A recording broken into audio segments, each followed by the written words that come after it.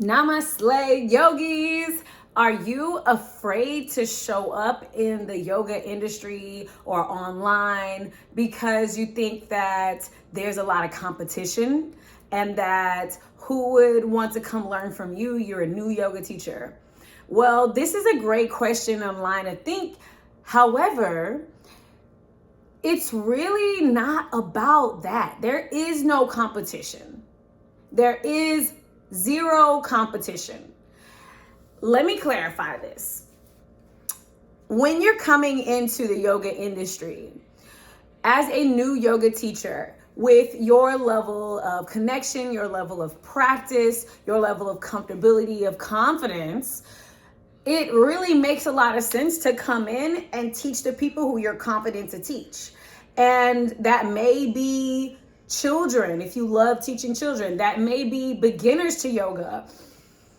You're not needing, and this is why I do share Sanskrit in teacher trainings and mentorships, but I don't focus on it, because when you first come into the yoga teaching realm, like if you start saying, oh, Ashtanga Namaskara, oh, Chaturanga Dandasana, oh, Adho Mukha Svanasana, like people who are just getting into yoga are going to be like, what is this saying?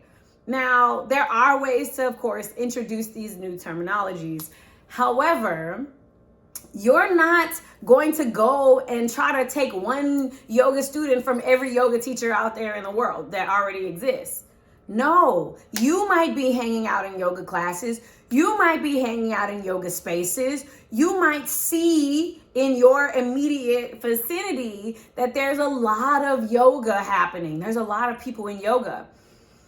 But what your goal is in your work is not to focus on that, is to go teach and talk to the people who have not done yoga before, who think that yoga is not for them for whatever reason, size, color, socioeconomic, whatever it is, that their reason is that yoga is not for them, religion, it could be, whatever it is, your opportunity is to show them in little snippets, like maybe per post or per video or when you meet them in person. And that's one of the reasons why I love to see yoga teachers wearing shirts that say, I teach yoga. So I created a whole line of shirts that says, I teach yoga, or Black Yogis Matter, or something that really starts the conversation, where you might be talking to someone, or you might see them in a store or at a park or something like that, but they can immediately sense like, oh, I could ask this person about yoga. I might have thought like, oh, it's not for me, but I see this person, they kind of look like me, and their shirt says yoga. And I mean, I don't usually walk around wearing things that I don't agree with. I wouldn't just wear a shirt that says, white supremacy, because I don't agree with that. Like, let's go kind of thing.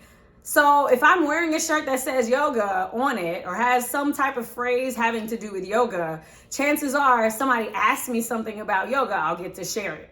And so this person who is not working with the competition. They aren't already have a teacher that they really love, and you're trying to convince them to come to your class. No. What you're doing is you're introducing them to yoga, and you are being relatable in your space of like, even if I'm not like doing handstands and splits and putting my foot behind my head, what I do know is that 5 years ago, the knowledge that I have now is super valuable to the 5 years ago version of me. And so if you're meeting people in that space, that whether it be, moms with girl children or moms of boy children, I feel like that's a different thing. I don't have kids, so, maybe it's geriatric parents, maybe it's, people who never had kids, maybe it's people in the professional realm, maybe it's photographers or artists or whoever your audience is, you're meeting them in those situations. So we're not just thinking, and that's why I talk about super micro niches. And after this video, go check that out, because when I think about who is my audience, who's my person, I think of a yoga queen. And, this is someone who loves yoga, who wants to share how it transformed them. So I know that I'm not talking to people who are just wanting to come sweat and get exercise. So that helps me think, okay, I'm not teaching yoga. I'm not teaching yoga business to everybody. I'm not teaching a yoga strategy to everybody. What I'm doing is I'm serving this group of people that has these qualities. I'm not trying to compete with other yoga teachers and try to take their students, because I'm focused on getting people who think that yoga isn't for them, because I remember when I used to think yoga wasn't for me. So that's why there is no competition. Competition does not exist. So get out of that, imposter syndrome. And not to say that there aren't, validity or valid concepts to think about that. But that's a choice that you can make. You can think, oh, I need to compete in the world of yoga teaching. Or you can see the powerful potential in the opportunity to step into a space where yoga wasn't previously introduced. You might be the first person in your church family to introduce yoga as a way to connect to self. You might be the first person in your artist group to introduce yoga as a way to improve your artistic capabilities. Whatever it is that your audience is in, you can be the first to introduce it in that way. And if people around you are already teaching yoga, cool. Think about who you were in the past. Did you have abusive relationships? Maybe you can share yoga with people who are now in an abusive relationship and are like, fuck, I don't know if I'm going to be choked out today. I don't know if I'm going to be, have a black eye and have to come up with a story about it today. So, you might hang out with yogis now, but there was a point where it's like, maybe you didn't know where your next meal was coming from. Maybe you didn't know, fill in the blank.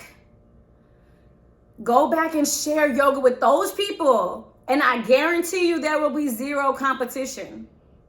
And if, those people are already getting into the yoga industry, then think back and think back and think back and go into that space where it's like, those people, if I look back at myself 5 years ago, 10 years ago, 5 months ago even, the things that I've learned and that I know in this space, like if I could go and tell, how old am I? 31? What year is it? Anyways, yeah, I think I'm 31. So I would go back and if I could tell my 21-year-old self, what would you tell her? Oh man, there's so many things I would tell her. And I would not feel like I'm an imposter because I'm sharing those things with the 10-year younger version of me. And so that's a great way to not have competition.